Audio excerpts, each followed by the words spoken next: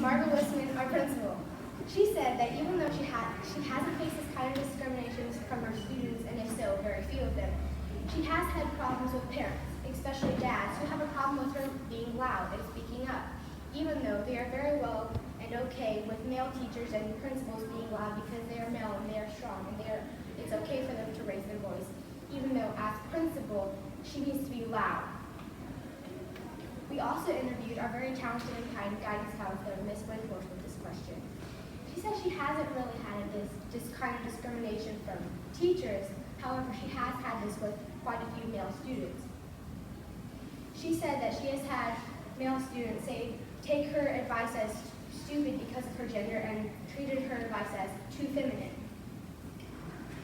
Outside of work, women deal with discrimination that we don't really notice is happening until you take a closer look at it.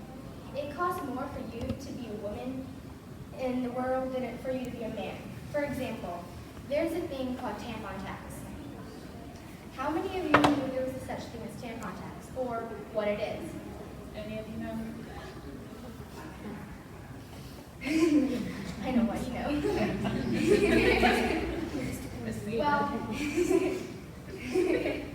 Well, tampon tax is a tax on all feminine products because it's considered by our government to be a luxury item. Meanwhile, men's waders are not taxed because men need to shave, because it is a necessity for men to shave. On the other hand, items marketed toward women are more expensive, including razors. For women, it is not a luxury for them to be on the period. It is anything but.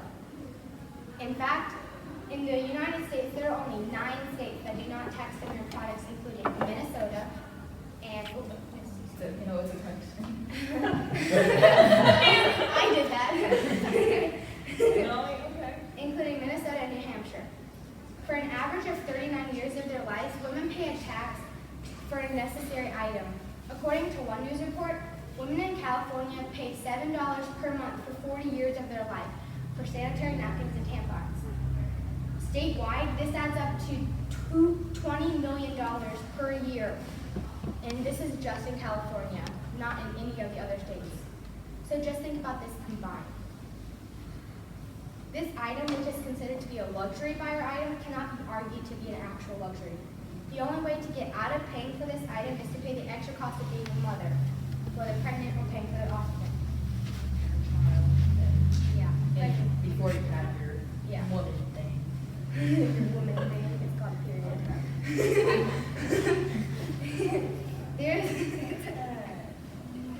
There's also something called the pink tax. But however, the pink tax has a misleading name because it's not really a tax. Studies show that women's items are priced higher than men's items. For example, girls' toys cost 7% more than boys' toys. Adult clothing costs 8% more than girls' adult clothing costs 8% more than boys' adult clothing. And girls' personal care products cost 13% more than boys' personal care products. This is an example of like the same type of brand, the same thing, only one is a girl's maybe like scented or whatever, and the other one is a boy scented. And there's a lot of them, like this one you can see there's like a $4 difference in the same product. An example of this is a red scooter, which is known as like a boy scooter, costs $25, while a pink scooter, which is of course known as a girl scooter, costs $49. So the same scooter there's a big difference. Not only do women make less money than men, they have to pay more for their clothes, cleaning products, girls' toys, and etc. These problems are under the surface and built into a system that favors men compared to women. But how? How are we going to solve the problem with sexism? Women are paying more to get the same things as men because of the stereotypes put on them. Why do women put up with this? It could be because they have just grown up like this, and these expectations have just been a part of their lives, and they don't know what to do about it. They could be taken advantage of by companies because they're supposed to be easy on things and value them, be willing to buy things new more often. Or they see the value in the things they buy because they have not always had the right to work for what they get and to get paid like men have. We should not tolerate things like the pink tax and the tampon tax. If such taxes are removed, then women feel like Male and female necessities are cheaper because they're not being taxed. Also, people doing the same job should have the same pay regardless of their gender. We should be aware of the work, who is doing their work and how they are doing it, not based on what they look like. Women deserve equal pay and the ability to go up in the ladder and with their position the same as a man. To stop sexism, we can consider the things women say just as much as we consider the things men say.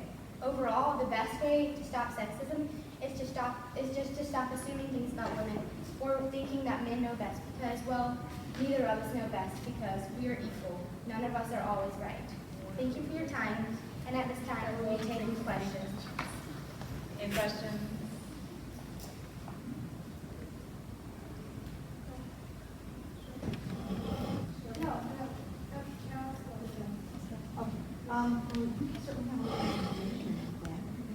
All of this information pertains to people in the United States. Is it the same way in other countries, do you know?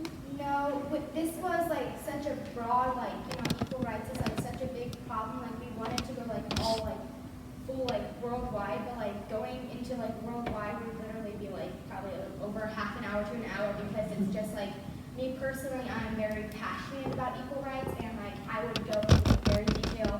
I would go try to get all the information as possible, and we felt like we were just gonna focus on the United States because everywhere else because there's there's so many little sections of equal rights that are being violated. We had to focus on one part because it would take so long to go to all the other ones.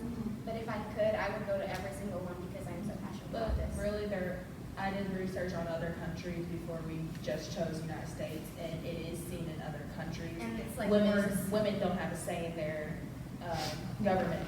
Women can't drive. Women can't be exposed. Women can't have a say against their husband without getting hit or anything. It's Even in the United States, Amish, the women, they take care of the men. The men, they go out and work. Women have to stay behind. They don't get to expose their skin or anything. They have to wear their little covers, and they have to wear a long dress. No, they can't show their legs, arms, occasionally. And if you disobey any of those laws, you're shot. You're kicked out of the community. How much more on that shows? Yes, sister? Do you notice a trend? Is it changing? Is it, do you see a trend statistically about these numbers moving in the right direction or the wrong direction in your opinion? Well, I feel right now, there's more people standing up to and promoting equal gender equality, and it's really actually kind of beautiful, especially because we're seeing a lot of male people there's a lot of male actors who are doing this, and this is very important because I feel a lot of times people are assuming that all feminists are women when it's not, because a lot of there can be men feminists because feminism isn't just because you're a woman and you want them to have equal rights. It's saying that a group of people, whether men or women, they want equal rights for everybody, and that's so yeah. A kid in our class, he thinks of feminism is a crazy purple-haired girl who goes around chanting and saying all guys should die. That kind of got an argument with that class. Yeah. Kind of got in a heated argument about that. Any other questions? Well, I just to say something about the Amish. There are some things that are bad, but we were in a Mennonite church, and one thing that we talked about, that we were free to be mothers, and we could take care of our kids. There was some discrimination, but I think there was some things that they saw the world being discriminated. The women had to wear makeup, and they couldn't stay at home with their kids. They couldn't. There were some things they felt free to do, and the things that they weren't free to do. So that's something to think about. Are we? How are the ways that even are we not treating ourselves free now that these women felt like they were at least free to stay home with their kids, that maybe not everybody else was. That women are put into a stereotype.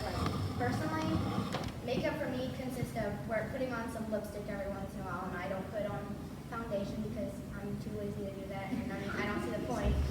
flip phone. I'm like, Don't do my makeup. I'm proud of maybe what others consider flaws, and I feel like that's one stereotype is people put on them is like you're not beautiful without makeup, but really it's not. It's a stereotype that needs to end as well. And you see that in a lot of ads on TV. You're not pretty if you're not thin. You're not pretty if Yeah. you don't have a thin waist. Or you're not pretty if you don't have, if you have stretch marks, you're automatically ugly. No guy's ever gonna want you. You're only gonna be used and, Although there's a positive spin on it. Yeah. Get rid of those stretch marks. You know? You can have this diet too. Look at Murray Osmond, you know? there's pills, there's diet water, even though water has no calories, right? How would you respond to Saudi Arabia's move during the last week to allow women to drive? Yeah. That's one further step to equality in that country. Yeah. And Didn't break. It's still recording. Completely fell off. My first question is mine. Is that mine? breathe. Lord. It's got some battle scars.